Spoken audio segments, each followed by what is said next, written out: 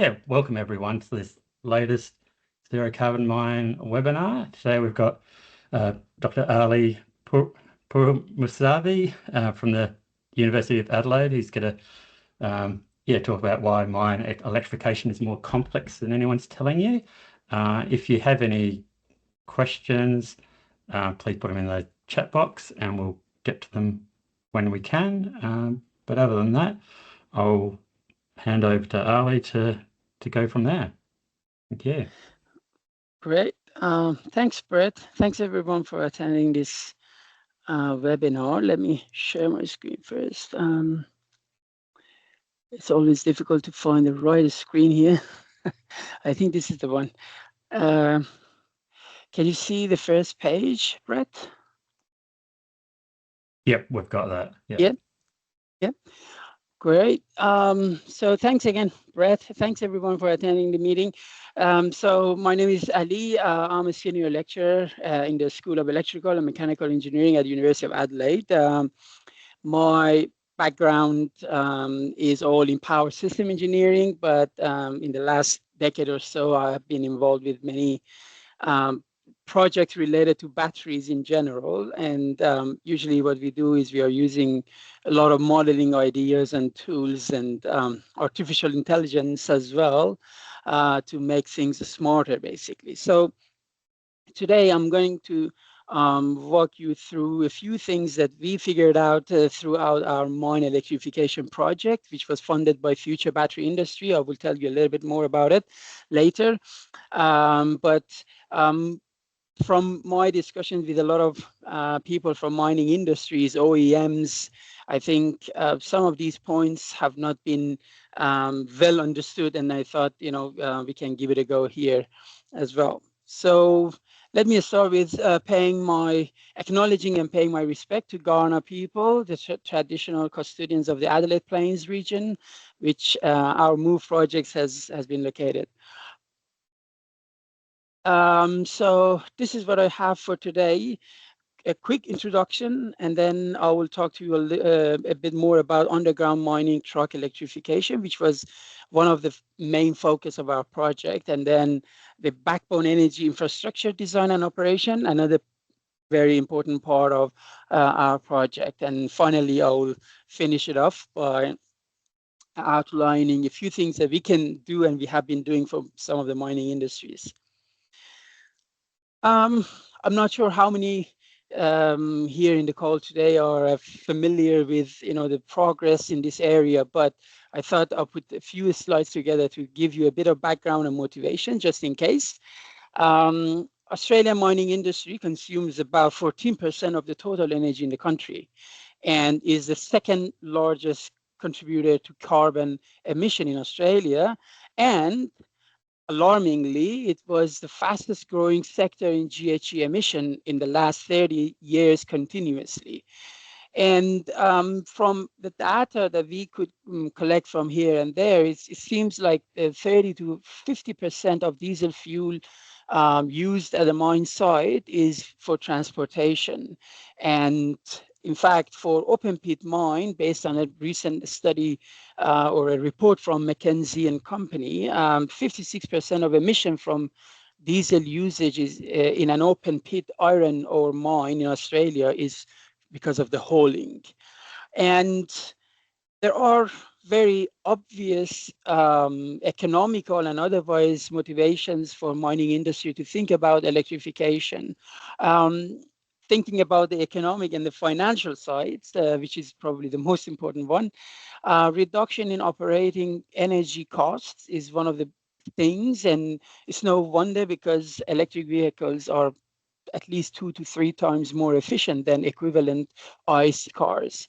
Reduction in operating and maintenance costs, the OPEX costs, specifically in regard with especially in underground mining, because our focus in this project was underground mining, the ventilation costs, which I mentioned here as well. And there are a lot of other opportunities that with electric vehicles, we can improve the economics, for instance, a pathway to vehicle optimization, automation, and stuff like that. On the other hand, we have the GHG emission reduction from the mining industry. There is a pressure from society, from creditors, from the government, everyone basically, that is pushing every industry, including mining, to go for greener products. And the fact is that, as we all probably know, transition to a decarbonized energy system requires a lot of mining as well. So if we can cut down emission at the beginning, in this cycle, I think a lot of people regard that as a lot of emission reduction as well. And obviously, there are a lot of local benefits as well for the workers, especially underground mining. And even I have seen reports that a lot of small towns and small, basically, communities close to heavy mining operating locations, they always complain about the quality of the air and stuff like that. So obviously, electrification of whole trucks can improve those aspects as well. So basically, that all of these and many other smaller reasons pushing us towards mine electrification. And that has also been echoed by the mining industry itself. There are several reports came out from mining industry, and this one is from a State of Play, specifically showing that the mining industry as a whole also believes that there is a chance to cut a lot of emissions on the hauling sides. And the last couple of years, there have been a lot of efforts from 2017 all the way to 2022. There have been multiple initiatives and works that have been led and done by the mining industry itself, and sometimes by OEMs as well, to push for electrification of hauling and other things as well, all machineries. So, and that was the time that our project was born back in 2021. And then we started this project in 2022 in the midst of COVID and everything. So we had the pleasure to work with BHP, Leinster operation, the IGO Nova mine.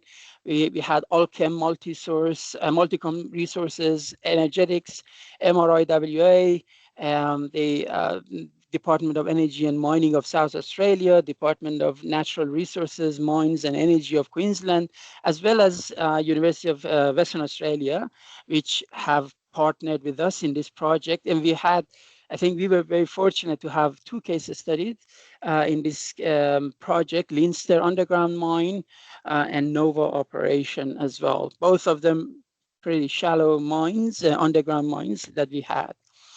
So our project, basically, we had 4 work packages. Don't want to talk too much about it, but in work package 2 and 3, which is my focus for this webinar today, we basically committed to develop tools for the fleet electrification and also the backbone energy infrastructure design. So let me start with the main part, which I think is the tools that we developed for electrification of the whole trucks. And this is the team that we put together, and we really enjoyed working together in this project. So underground mining truck electrification. That's my main part of my webinar today.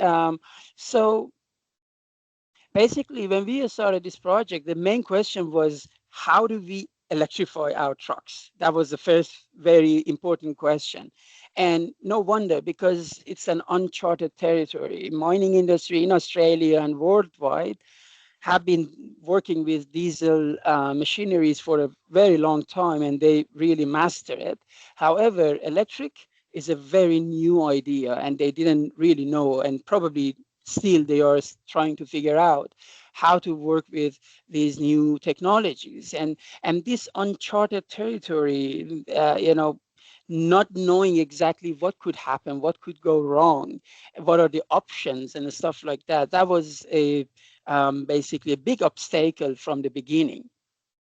So, but what are the challenges? Well, the thing is that electrification is extremely complex, unfortunately. So it's when you wanted to have a mine that is basically designed on a fleet of diesel-powered trucks, I think things are pretty, the options are very limited, and then the things are much easier because you have a few options, for instance, for underground minings, a few diesel truck that are available in the market, and you have to choose it. And you don't need to do a whole lot because you have to make sure that the fuel comes in on time. You have tanks of diesel fuel on site, and then every day before the shift starts, you fill up the tanks and you let the trucks go. That is not going to be the same for electric trucks, and that makes it very difficult and very complex.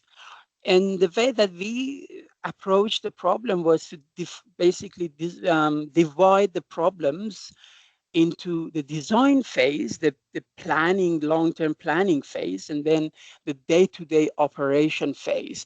And this sort of operation could be a few hours ahead, or a few days, or even a few weeks ahead of time. So at the design phase, which I am going to focus on right now, as I said, previously you had this diesel truck. It used to came with a specific amount of fuel tank and then the diesel engine, and that was it. You had to choose it, or you had to go with another option in the market, but that was it. However, for an electric truck, especially if you want to retrofit your existing diesel truck, then you have a lot of options because the battery is a very modular piece of equipment. You can have a small size battery, you can have a bigger size battery, as well as the electric motor generator that you need on board the truck. Whether you want to have a onboard charger or not, whether you want to have a regenerative braking or not, all these things are giving you a lot of options, and we see it as opportunities. So basically, customization is the powerhouse here. Basically, it gives you a lot of options, and also because they are electric, then it gives you a lot of flexibility as well. And like any other electric vehicle, you have a better chance for managing and controlling different parts of your trucks, and that could save a lot of energy as well. You have various battery options in the market right now. At least there are 3 different lithium-based batteries that you can practically choose from. You have different battery charger technologies. So all these things are available, and I see it as opportunity, and they were not even the case when you had a diesel truck. But it comes with its own challenges. The capital cost is one big issue. Batteries, despite all the advancements in the last decade or so, they are still have a low energy and power densities compared to, for instance, diesel fuel. They have a much lower energy density, probably 6-7 times or more even. Battery recharging is a headache. How many times you want to do it? How often you should recharge your battery and for how long? These are the complexity that comes with electrification of your whole trucks or any machinery, any moving machineries per se. And then it comes with compromising productivity. Are you ready to compromise on your productivity or not? And the fact is that now the system becomes very complex. Everything is very interrelated and intertwined, that if something went out and doesn't work exactly as you expected, a lot of other things can go wrong as well, which is probably not what a mining industry wants to see in the real operation. So let me only focus on the customization, because I promise that I will tell you something that nobody else will tell you. So in terms of customization, you have plenty of options, and every decision that you make will have an impact on the entire system, basically. So for instance, let's look at the batteries. You can choose any battery sizes, right? As long as it fits in the car, in the truck, and the weight is not more than a certain limit. But you can really choose any size of the battery, and that comes with the fact that what power level you want to have and what energy level you want to have, because batteries have different criteria in that sense. Or what type of battery you want to have. We have LFPs, we have NMCs, LTOs. These are commercial technologies. There are OEMs that they only have one of these batteries, and so if you want to go to them, you have to buy their own batteries. I remember 2 years ago, at least, ABB was offering LTOs. But what is the big fuss about it? Well, each of these battery types have a very different price tag, very different charge discharge rates, very different service life, basically. So each of the batteries at end, in fact, they comes at a different power and energy density as well. So just choosing LFP over the other two can change the whole design of your system. But that's not only the only component. Let's look at the electric motor and generator. For instance, if you want to have a regenerative braking or not, because without regenerative braking, you can have a smaller motor and the motor itself would be less complicated. But what type of motor you want to have, a DC, an AC, what sort of motors you want to have on the truck? And that could have an impact on the design of the system as well. And again, there are more, charger and converters. Do you want to have an onboard charger or not? Because it comes with some advantages of having, and then obviously the cost, the weight, and other things are the problem. And regenerative braking, because if you want to have regenerative braking, you have to have a certain type of converters and so on and so forth. So these are all the different things that if you want to have an informed decision, you have to think about each of those parameters in your design and do a rigorous studies in order to make sure that you are choosing the one that is right for your operation. But that's not it. That's not the whole thing. What about the charging? Because this is not a diesel truck. We cannot just take it and pull over and fill up the tank at the beginning of every shift and let it go. We need to recharge the batteries most often during the operation and during the shift. So we need chargers. And we have 3 different technologies that are available and they work, but which one works better for a certain mine? Again, you cannot really say it and easily without doing a rigorous studies. So you have fast chargers on one hand. I listed a few positive and negative things about fast chargers. You have battery swapping and chargers. They come with their own advantages and disadvantages. You have trolley assist charging, like an overhead trolley line and stuff like that. Again, they have their own limitations. They have their own problems, but advantages as well. But the question here again is, which technology? Do you want to have a mix of technology? In some of our simulation studies, in certain cases, we have seen that, in fact, a mix of technologies is the better option. What would be the rated voltage, power, energy of these devices? Where do you want to put it in your mind, right? I mean, obviously, in many mine sites, you don't have like hundreds of locations, potential locations that you can put these devices, but you have at least few. But which location? And in fact, the location matters a lot because it can cause an increase in the sizing of your batteries or can reduce it, which means that overall the cost of electrification will reduce. But if you think the complexity will stop here, you are wrong. What about the operations? Because for at least the 2 mines that we were working with, they told us that currently they the speed of the truck in the shaft is limited, not because of the safety concerns or anything, but because of the capability of the truck. Well, guess what? In electric trucks, you have much more flexibility because electric motors can provide a lot of torque, and that can, means that your electric truck can go much faster, for instance, on the ramp. So what do you do? Obviously, if you want to go at a higher speed on a hill, then you have to have a higher power battery, and that comes at a cost itself. Or how many times you want to recharge your battery? Do you want to charge it at the end of every whole cycle, or you want to do it at the end of each shift, or what exactly?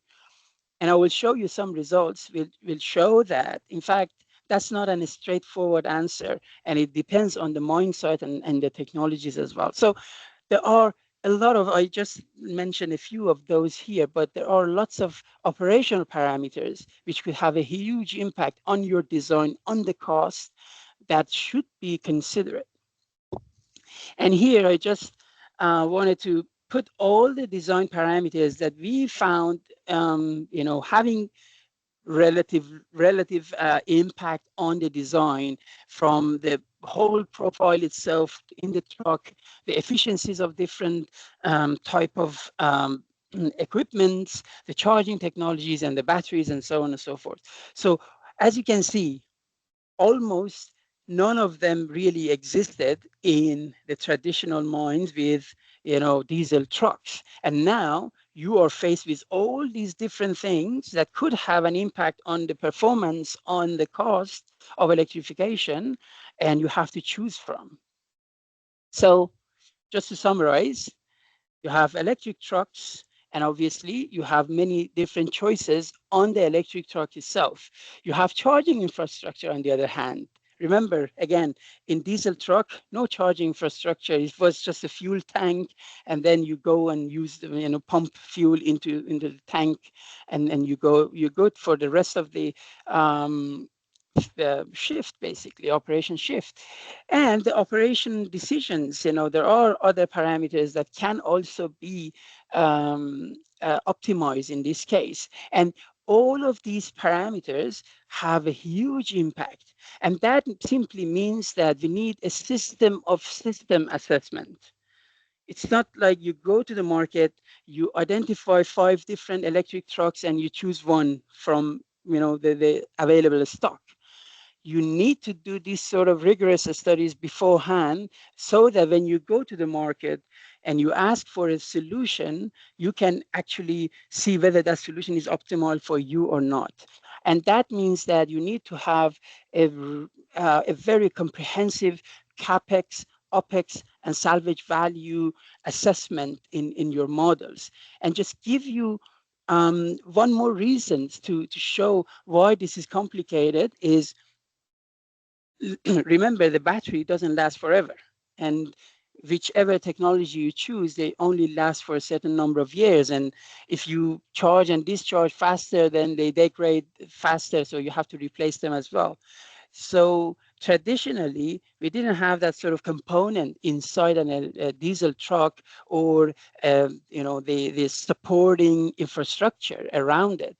But now we do, and in fact, that could be a significant cost in the operation, or in the total ownership cost of the project, or net present cost, for instance. So this system of system assessment is needed, because if you want to leverage those advantages of electric trucks, you need to be aware of the whole system and how they operate together. And otherwise, it's very easy to choose a solution that works, but not optimally. And that means millions of dollars every year, depending on the mine size.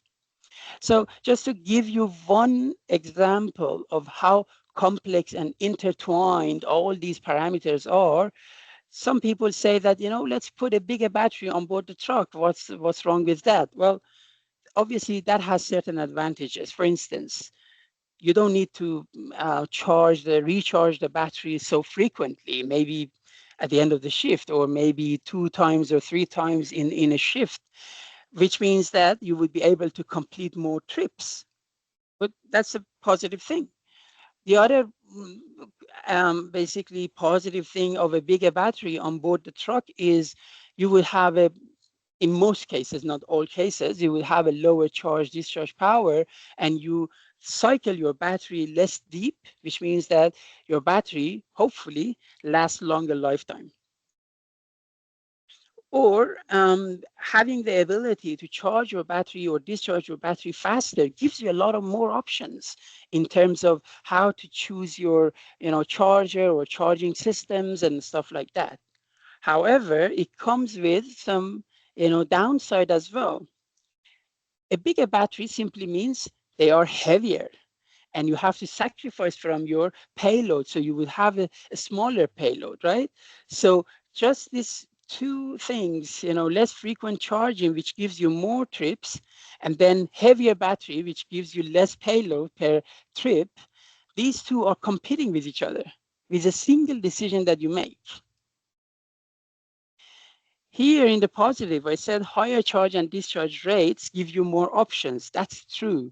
However, higher charge and discharge rate means that your charging system should have a higher nominal capacity, which means that you have to pay more for it. And then if you choose a battery swapping technology for your charging system, then it means that the swapping time will be longer, and that will also affect a lower productivity. So just simply or intuitively thinking that a bigger battery means less frequent charging, so definitely I would have a higher productivity in a mine, that's completely wrong. And it really depends on the mine, on the system, and it should be rigorously studied. Otherwise, you never know. So, sorry, Ali, it's yes, just a couple yes. of questions. Yeah. First one is just like, you're right to share this presentation afterwards? Yeah, sure, I'll do that. Yep. So go through, and there's one from, was it Simon, about tires, like being able to handle the high speed and torque loads. Are they currently available, or are they still sort of one of those areas that's in development? Yeah, they are. So I'm not sure how much I can share from our 2 case studies, but at least I can say that in one of the cases, after talking to the engineers, they said they can at least increase the speed by 70%, 70%. So I think their trucks on the ramp was going less than 10 kilometers per hour. And then they said they can easily go to at least 14, but not more. And they raised the same questions that, if you go higher, then the tires and things like that may not be able to handle it. All right. Yeah, so a question from George, like, is most of this is the 2 sort of sites that you work with, so most of these learnings are from those, but do you see that consistent? I suppose it's knowing whether it's consistent with the broader industry, but Yes. That's one of the things that I wanted to actually, at the end of the my presentation, I wanted to get into it, that we really value to have more case studies. It wasn't only 2, we had 2 more case studies as well, but much smaller in scale.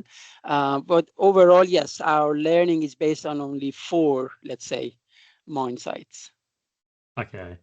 And there's been a bit of a discussion in the chat around like diesel electric being a sort of stepping stone from the fully diesel to 100% electric. Is that anything? Do you look at that side? We didn't.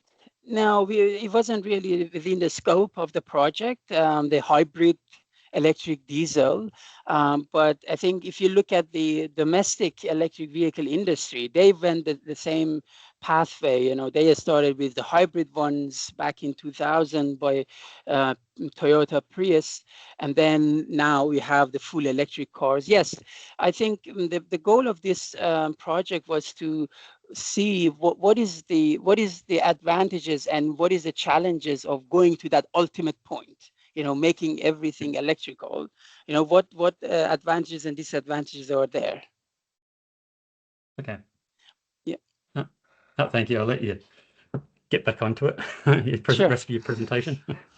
Yeah, and yeah, definitely. Anytime there is a question, please stop me. I don't like to talk continuously.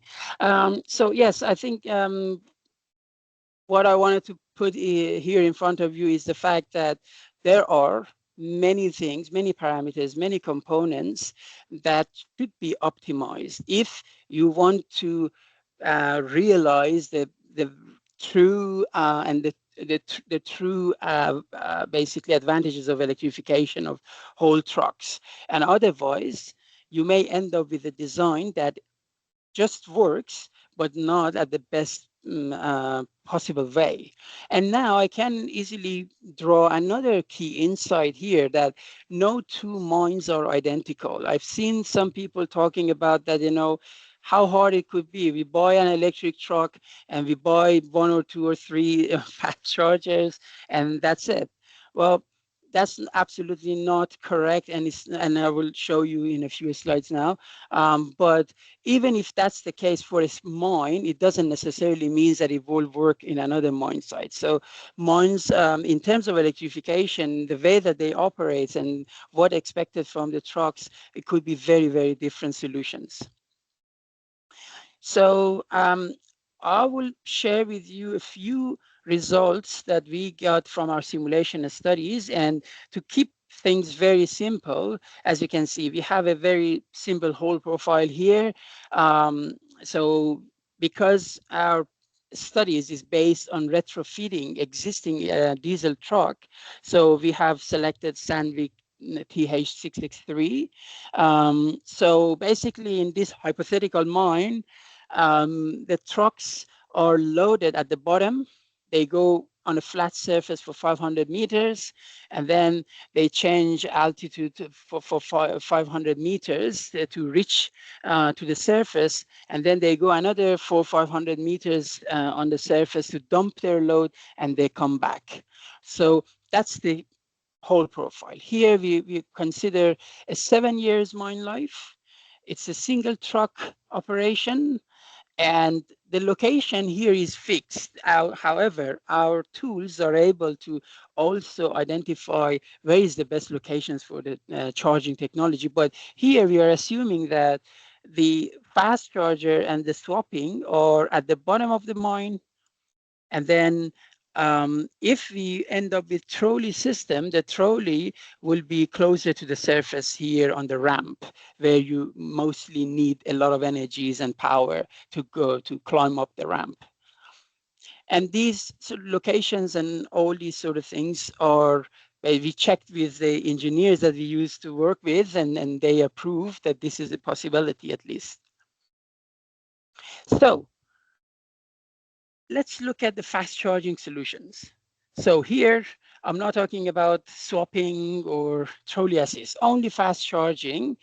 And let me give you a few things about the graph itself. So on the x-axis, horizontal axis, I have the total ownership cost throughout 7 years. And on the y-axis, you have the payload per shift per truck, because it's a single truck simulation. And here, this dotted line shows you the performance of the diesel truck in the same place. So achieving around 700 tons of ore body moved to the surface per shift. And for every shift, we are assuming that there is a 2.5 to 3 hours of, for rest, for changing, for, these sort of things. Again, these are all the numbers we've got from the engineers. And then here, these numbers in the circles here showing how often we are charging or recharging the batteries.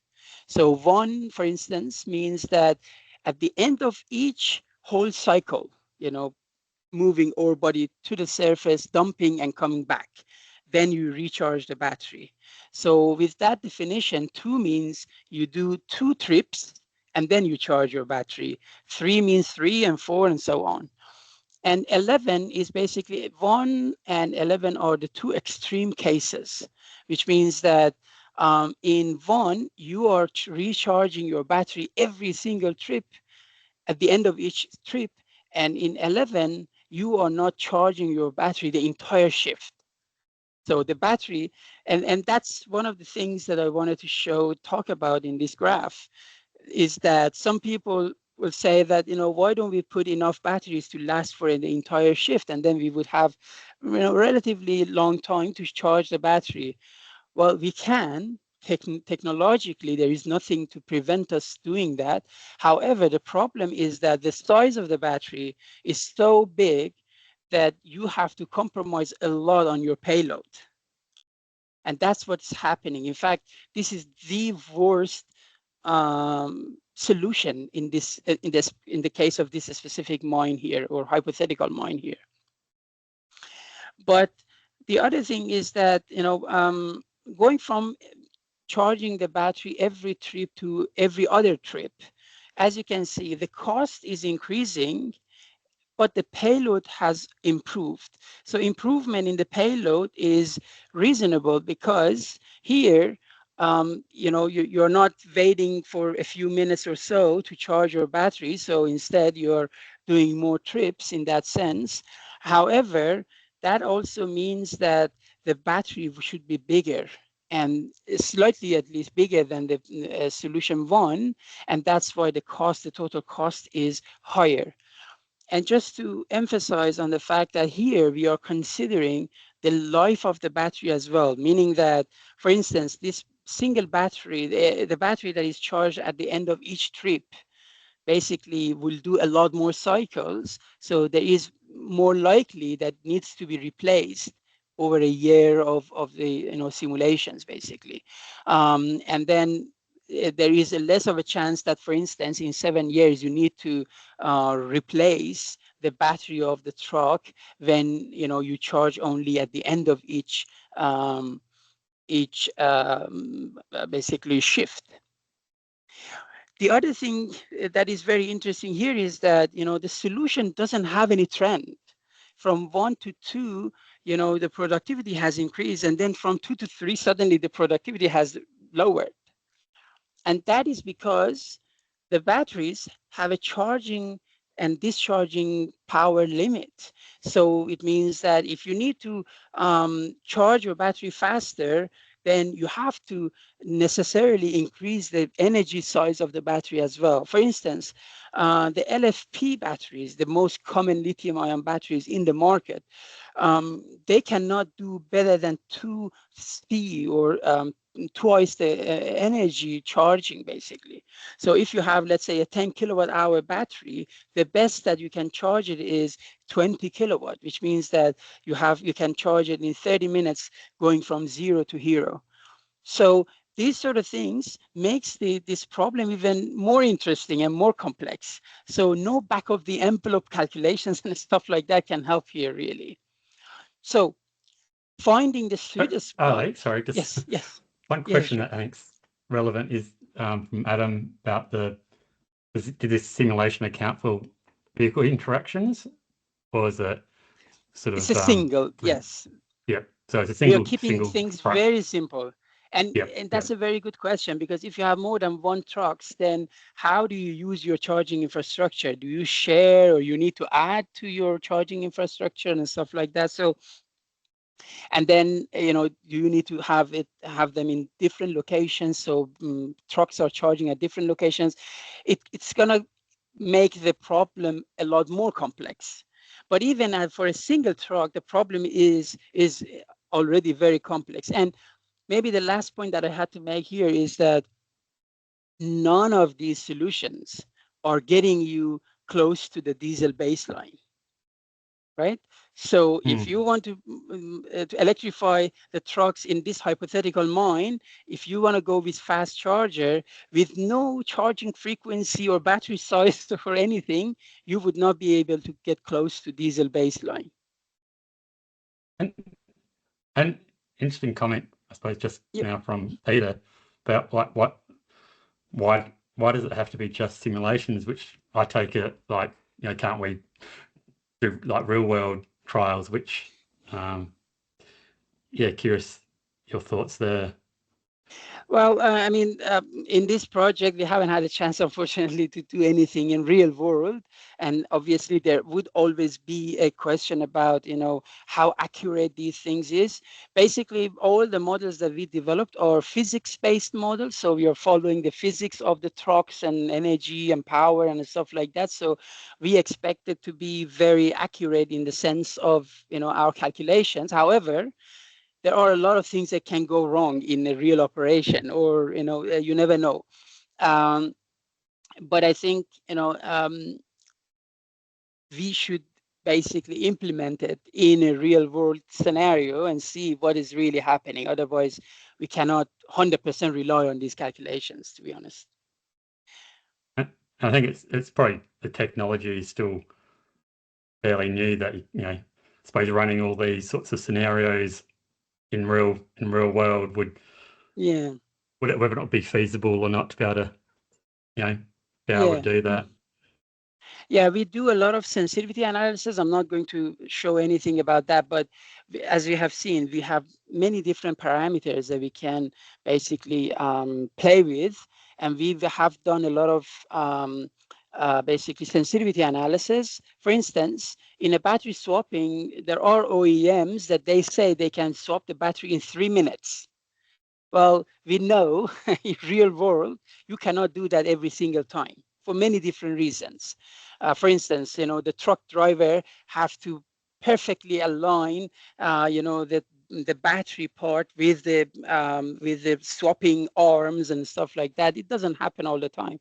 So we have done a lot of simulation studies on those parameters, which could easily go wrong in a real world case study. And obviously some of them are very important, have a significant impact. Some others are less important. Well, so the final conclusion here is it's not sort of a straightforward answer here. Even if you, for whatever reason, you do not want to look into other charging technologies, even for a fast charger, you know, there are some studies that you need to do in order to make sure that you are on the right track. Now, for the same hypothetical mine, let's put battery swapping on the table. Let's say battery swapping is one of the potential solution here.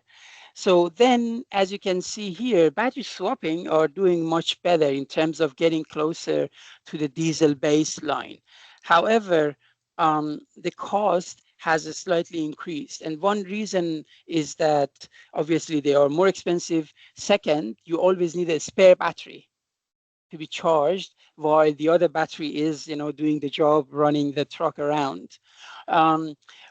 But another thing that you will see here is that, you know, if you go for the extreme, if you just want to swap the battery at the end of the shift, there is really no benefit in productivity, obviously, and the battery would be so big that it's really, you are paying a lot of money for having a lower payload per shift. So these sort of, you know, pairs solutions that comes to mind doesn't really work in this case. The other thing that we'll see here is that, again, these numbers means that how many times or what is the swapping frequency. One means that at the end of each whole trip, I will swap the battery, and two means at the end of the other trip, basically every 2 trips, you swap the battery. And as you can see, the cost has slightly reduced. However, the payload has significantly improved compared to the one, you know, swapping per each trip. But again, there is no intuitive solution. You know, why 2 trips is better than 1 trip, for instance? why 3 and 4 are very close to each other, although you think that, the battery is, you're wasting less time waiting for the battery to be swapped and stuff like that. So again, we can sit here and talk about each of these points and why they are there, why they are there, where they are. But the point here is that I wanted to make is that finding the best solutions between all these scenarios not only needs rigorous simulation studies, but needs optimization as well. So you have to optimize and find the sweetest spot. And now let's put trolley assist in the mix as well. And as you can see here, the cost of the trolley, as you expect, is pretty high. These numbers inside of the red circles, they mean that how much of the ramp is covered by the trolley assist.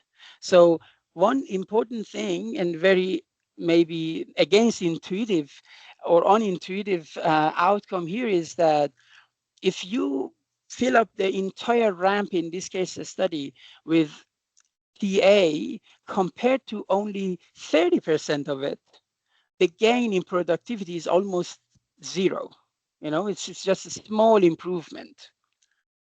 And again, that is because when you choose a longer trolley lines, then the batteries and the size of the batteries, and there are many other parameters that are working together that doesn't allow you to take the whole benefit of this. And then if you have only 10% of the trolley, of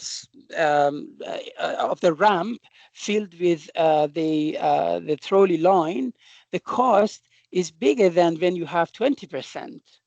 Another unintuitive solutions here, and that's because of the charging rate of the battery. So because in 10%, you need to charge your battery very fast because you have just a limited time to charge the battery. And that means that because you have the charging rate limit on the battery, you have to enlarge the capacity, the kilowatt hour energy capacity of the battery in order to be able to charge it faster. And that will cause a higher price and a lower productivity as well. So again, there is not a straightforward solution here. And as you can see, for this extremely simple case, for one single truck only, you can see that you have a bunch of opportunities for electrification, and you have to choose from these, and they are not the same, and they give you, different possibilities, basically. Is there any question, Brett? I can continue. Yeah, you probably can continue now. Yep. Okay. I could probably talk about that part for another hour or so, but that is only half of the problem. The other half is, where do you get this new electricity from? Right? So basically, that's glorious. Electrify your trucks, you avoid, particles and stuff like that on the ground. You can save on ventilation, need this and that.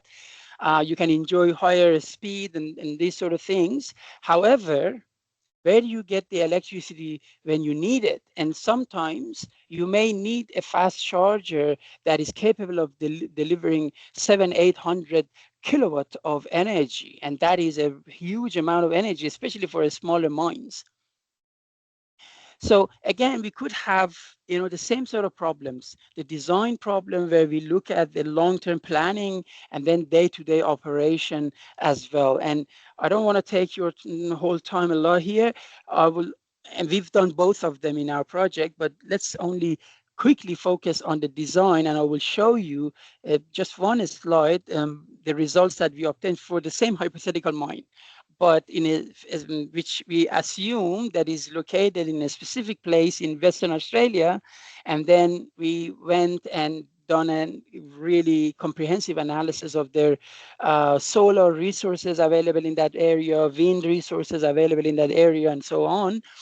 And what we figured out was that, in fact, So here, maybe I should start by explaining what this graph is.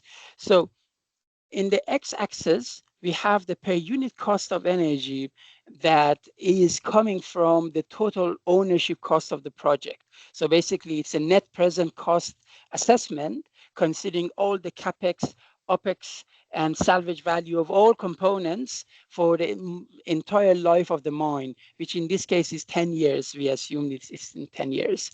And then on the y-axis, we have the per unit emission, the kilogram CO2 equivalent per megawatt hour, basically. So, and as you can see here, we have various options here. We have a system where we only add solar, we only had added wind, we added wind and solar plus the diesel generator, and then we added wind and solar and lithium-ion battery as well. We also examined the the application of redox flow batteries, and then the mix of the two, and finally the 100% green solution where you get all the energy from solar, wind, and then all the deficiencies are coming from lithium batteries and redox flow batteries. And as you can see, the this solution is sitting at the end of the cost range. So it's the most expensive solutions, as probably everybody agrees. It's the most expensive solution. You have to curtail a lot of wind and PV, and you have to oversize everything. And obviously, it's not a solution that anybody will go for it. However, here, this is the solution where you only have diesel generators. And in that specific location, there was no gas line, so we didn't really have the option to go for natural gas generators. So this is why we only have diesel generator here. So this is the solution where you have only diesel generator providing everything in, even energy that is needed for electric truck, which is a bit strange because although still you can save some money from ventilation, and there are some benefits of doing this because at least you are not polluting the air in the mine itself, which is more dangerous for the workers. But on the other hand, you are losing some of these diesel that is burned, the energy produced in the conversion. So with realizing all of that, we just wanted to try and see what's the differences. And as you can see, in fact, there are a solution with wind turbine in that specific location that a mix of wind and diesel generator can reduce not only the emission, but also the cost for the mine. So in this specific case, between these 2 points, roughly 14% reduction in cost and 67% reduction in emission can be observed by just adding the wind turbine to the mix. And this is by considering the fact that we need to charge our electric truck as well. And that is a high power requirement on its own.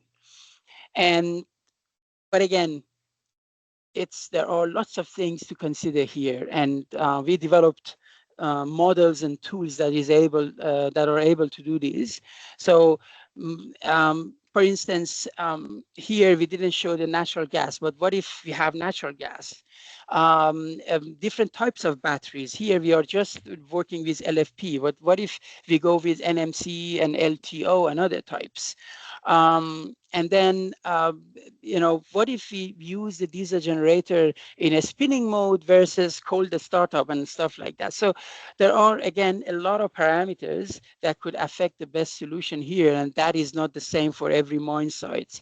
And the fact is that, the wind and solar generation capability is different from one location to another. So again, if we want to go and electrify the diesel truck, it's not just about the diesel truck itself now. It's also about the energy infrastructure as well. And that could have a huge impact on the solution as well. And that could also be at the design phase or at the day-to-day operation phase. So what we did in this project was that we pretty much completed the loop here. We are considering the system of systems for both design and operation. For the backbone energy infrastructure, we also did the same thing. We consider the full design and day-to-day operation. We also recently been able to finish a work where we are considering the charging or recharging the batteries, not only based on the productivity, but also based on the availability of wind and solar energy, so that we can take advantage of when they are available. So with that, I mean, we have a dynamic charging that in sometimes we charge faster, in other times we charge slower, and we have an irregular charging, which means that one time you may need to charge it right at the end of the first trip, and then you may go for 3-4 trips, and then you do another charging, and then 2 trips, another charging, and so on. The only thing that we haven't been able to do due to time and resources limitations is how we can design the backbone energy infrastructure with the design of the whole truck electrification system, the two together, because we believe that there are some potential there that if those potential are realized, the whole cost of operation, the whole cost of the system can be reduced as well. For instance, if you have a large battery on board the truck, then you may not need to have a high, a lot of wind or solar generation. And in fact, you may not even need to have a stationary battery, for instance. You can use the battery on board the truck at the right time to basically compensate the battery that you otherwise may need in a stationary application. So with that, so the sort of things that we have been doing for mining industry in the last 2 years or so was this sort of electrification assessment. That was the work package 1 of our project. And I didn't talk about that today, but that is basically going into the mine site and see what is happening right now and what are the potential of electrification, basically, in general terms. And then the design of the mobile fleet, how we can electrify the mobile fleet with considering all those different things that are available. And then how we can day-to-day manage the fleet, the charging of the batteries and stuff like that, because we want to minimize the emission, we want to minimize the cost and maximize the productivity. How can we do that? And the energy infrastructure design. So what mix of technologies we need, and what's the cost associated, and these sort of things as well. So so our project with FBRCRC has ended very recently, unfortunately. So what we are, I mean, although we are from academia, but we have a great taste in working with industry, and we want to commercialize our products. In fact, in the last year or so, we have been talking to many OEMs and mining planning software companies to see how we can work together to maybe develop our tools to the next level, or maybe integrating our tools with their existing platforms, and some of those discussions are still going on. But we're really looking for commercial partnerships, and that could come in different form and shapes. Really, we are open to any possibilities, because as I said, we really truly value to have an impact on the industry. We are not just an traditional academics here. So we also opt for a research and development partnership. There are various R&D grants that we can go for, or we can have, one-to-one research contracts and stuff like that. New case studies are very, very welcomed, as one of the questions today. We have tried our tools, and in fact, every time we had a new mines, some of the specs of our tools have changed and improved. So we definitely value to have more case studies. We never had anything open pit, unfortunately, so we are very keen to do open pit as well. And even data sharing partnership is something that we would really value at this stage. And also we are up for services and consulting works and stuff like that as well. Pilot projects, maybe starting with a small, case studies, and then if everything is promising, then we can, make it a bigger project as well. So these are the things that we are happy to go for. And if there is any interest, please let me know. You can email me or you can just call my office, and I would be more than happy to have a discussion about any aspects of the mine electrification and the tools that we developed. Thanks, Brett. Thanks, everyone. Thank you, Ali. You covered a lot of ground there. Some good discussion, the questions, but a lot going in the chat too. Yeah, much appreciated. No worries. Might sort of wrap it up there because we're all done Oh, now. sorry. You covered a lot there. But I'm just gonna make a quick shout out. There's this many of you might be aware, but as I remember running this mine electrification associate certificate that's starting, I think, the end of October. I was actually interviewed for part of that, so I'll be interested to see how that turns out in a couple of minutes. So yeah, if you're interested in learning more around mine electrification, then that's one worth checking out. I think in the next week, the guys from that are running that, David and Edward, are doing a webinar, sort of touching on some of that. So yeah, two guys out of Canada, David Lyon and Edward from Zero Nexus. So yeah, well worth checking out. I think that webinar at least is a free one. So yeah. All right. Thanks everyone. And yeah, stay tuned for the next webinar coming up. Thank you, Ali.